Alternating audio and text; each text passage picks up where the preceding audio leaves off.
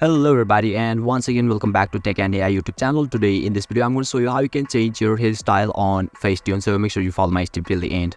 First thing first, I assume that you have already downloaded the Facetune app and already logged in, and now once you open it you'll be able to see the interface or dashboard of the Facetune apps on your screen, where you can see the plus icon at the bottom of this dashboard. Simply tap on that option and now you can choose any of these photos from the library. So now you can see the hair option at the bottom of the screen.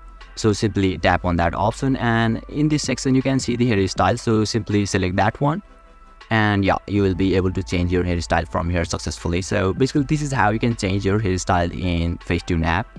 And if you're still encountering any issue during this process, feel free to leave a comment and I'll be happy to assist you.